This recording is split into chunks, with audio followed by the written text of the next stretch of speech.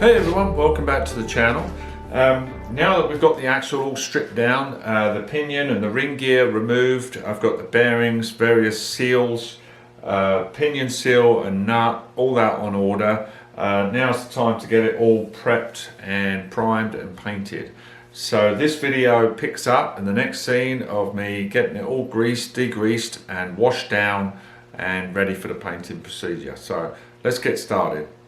Now, before we even put new races in the pinion, for the pinion bearing, I've left the old ones in for the moment. I want to clean up the body and get it all degreased and ready for a coat of paint, and then we'll knock those races out and put new races in.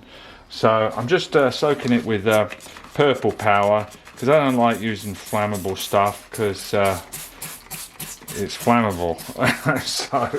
And it stinks, and this stuff's pretty good actually. It just loosens up the gunk, and I got a screwdriver to loosen up the stuff in the corners and then wire brush it. So that is my process, and then I've got a little secret weapon I will show you in just a second. So I've been soaking this for a little while here and having a sip of my trusty beer, because it is after 5 o'clock after all.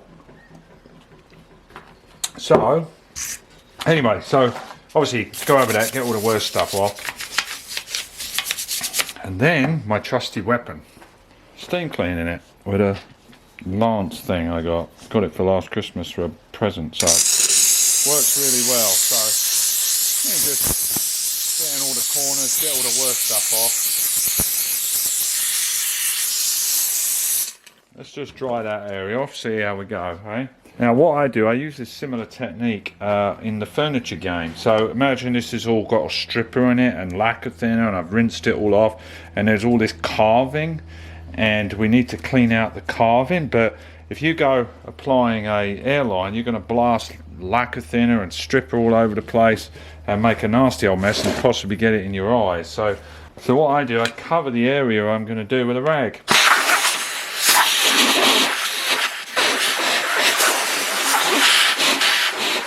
So all the crap goes into the rag and not into your eyes. That was pretty good. I'm obviously just going to get all the grease off, and then I'll go over it with my little angled die grinder with a wire brush attachment to get rid of all this rusty surfaces, and then I'll put a primer on it, and then we'll paint that up. Obviously mask off all these areas so we don't get all paint in there.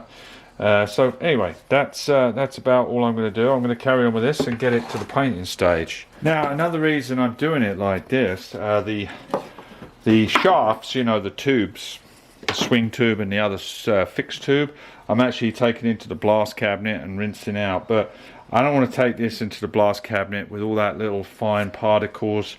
You know, yeah, we could mask it up, but there's a risk that some particles can get in here, and even after a really thorough cleaning and rinsing, I think we're asking for trouble, you know, introducing tiny granules like that into the pinion and differential case. So that's why I'm doing it like this, and then I'm just doing everything by hand, and then I'll mask off all the apertures, and then we'll get painting it. I'm going to try using this little stripper disc on an angled die grinder. Seems to be working pretty good. I'm not trying to get every last bit of black paint off, just essentially keying the surface up for the primer, and then I'll degrease it with a wax and grease remover, make sure we get good adhesion. Something that also works well is that this is a 2-inch pad here, you know, or a backing pad, but that's a 3-inch disc, and what that enables you to do, you can screw these on, no problem. They screw straight on, these quick connect things. Where am I here? These quick connect things, they screw on. And what's nice is that because it extends past the edge of the backing pad, you can get some flexibility, so get right into little crooks and crannies and stuff. And this is a conditioning disc, the kind of rougher Scotch Brite. I think it's equivalent to like a 320, something like that. And for the faces, this I'm using a very fine Scotch just to get the tarnish off there, not to take any material off, obviously we don't want that. Just want to clean that surface up. So let's carry on with this. See how this does. Instead of the stripping disc, because this works okay in more accessible areas, but because it's very hard, it doesn't really get into areas as well. Let's see how this does.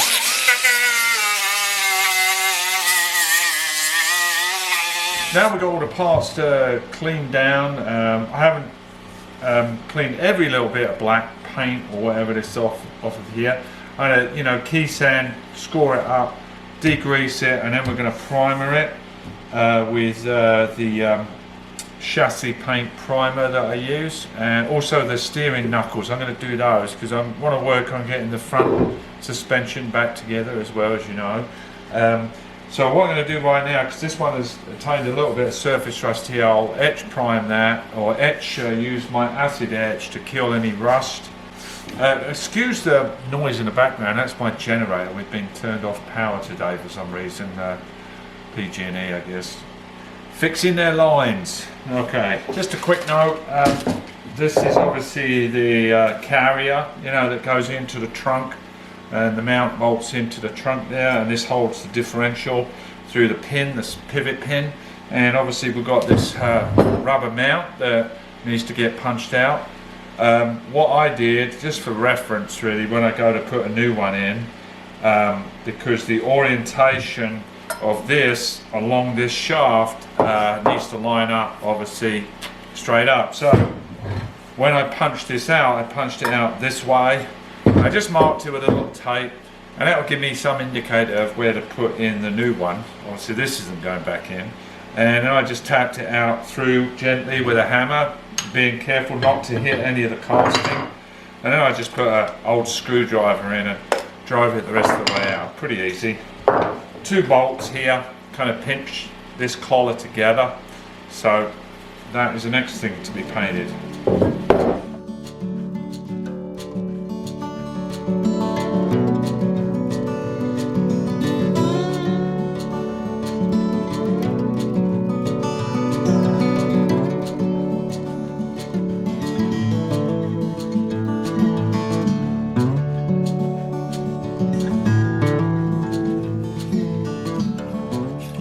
Previous videos, it's been a little while now, used what we call the PPS system, which is these containers here. I'll just get one of the containers out. That's one of these guys. Excuse it, it's a little messy, but I've got a measuring cup here. Not that we need it, because this goes in straight, I believe. I don't think we thin this actually. I think you can up to a few percent, but anyway, I haven't got my glue glasses on. So anyway, so this container goes in here, you see. Put that in there. Give this a good old stir up. We do filter everything. I'll show you what spray gun I'm using. You don't have to use a fancy expensive one. I mean, buy the best you can afford. This gun is actually a GTI Pro, a DeVille, which is, man, I think it's about 400 bucks this gun, but I use it all the time, you know, in my finishing. This has a 1.3 fluid tip and the HVLP air cap. When I do eventually do the car, I'm going to use an HTE, high transfer efficiency cap. I think it's called the TE10, because I want to avoid orange peel. HVLPs can have a tendency to give you orange peel, but the TE10 cap, which is kind of between HVLP and more conventional, will give you a smoother flow out. But we'll work on that. We'll do some experiments on some panels before we finally coat everything up. So this is very thin stuff, so we certainly won't be thinning it. In actual fact, I'm going to change out this air cap and we'll do a little experiment. See what the HTE air cap, or the TE10, how that makes a difference. And then the cap to this PPS system actually comes with a filter in it as well, which is kind of nice. So it's kind of a secondary backup there. That locks on. Special adapter on the top of the gun. Different adapters for different guns, of course.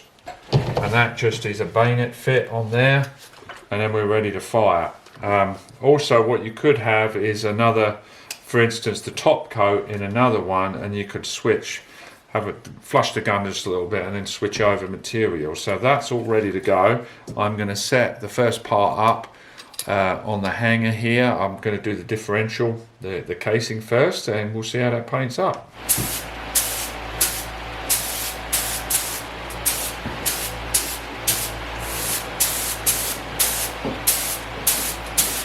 You're always better off putting light coats on. You can always come back, put more on. Plus, you limit the risk of dripping and stuff. On something like this, it's not vital, obviously, because it's just a differential. But it's good practice for, later on spraying the bodywork and everything. Now we have all the parts. They've all dried out a few days to dry. Just to give you an overview of my process, I used, obviously, you saw all the preparation work.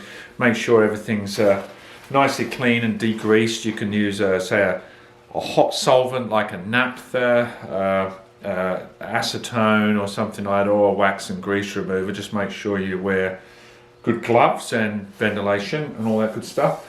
First we get the primer on, let that bite up and set up properly. Then I'll put a top coat on, my first top coat, and from that point on you could certainly put another top coat on and be done with it. But what I find, you've subsequently put 3-4 coats on by then, and you have no ability to control any dust nibs or anything like that you may have picked up, and you more than likely would have done in the most cleanest environments. You're going to pick something up. So what I do, I put my primer on, I put my first coat on, and let that dry completely. And I think I came back to it in a couple of days, and then I went over with a Scotch-Brite, which I think is rated around 320 grit. It's the maroon, the red type Scotch-Brite, and then essentially keyed up the whole finish, got it all blown off, all clean, and make the area as clean as possible. Then I put my final coat on, and that enables you to have the smoothest surface possible, but also mechanically keyed up for that final coat. And once you put that coat on, leave the room and you'll be surprised how much nicer it will look. I'll give you a little close-up. Someone did make a comment about the satin finish being textured. I'm not sure exactly what he was talking about there, but essentially the satin finishes have what's like a flattening agent that diffract the light. You obviously got to stir those up from the bottom of the can, but those come out very nice and smooth. And all over here we've got the differential casing. It's come out, it's got a nice satin finish, and there's the carrier and the flange. Now I have to test the run out on this flange to make sure it's within tolerances, and if it isn't, I'll obviously have to get another one, but I painted it anyway, no big deal. But I did actually end up forgetting the pinion carrier and the cooling tube, which I'll paint another time. But that is pretty much my process, all told. So preparation, all of the stages are important actually, not just the preparation, but all the stages. Make sure everything's clean, and as I say, the final coat, just before the final coat, I like to smooth out the finish, and then one more shoot, and then get out of the room essentially. So. Well, thanks a lot for watching this episode, guys. Appreciate it. In the next one, we're going to start. What we're going to do, we're going to start rebuilding the differential. I've got new bearings, inner and outer bearings, on order from the Classic Center down in Los Angeles, and I will be going over that in probably the next video. Actually, I'm starting to work on that, getting that together. But thanks a lot for watching, and I will see you in the next one. Please hit like, share, subscribe, all that good stuff, and have a good one. Take care. Bye-bye.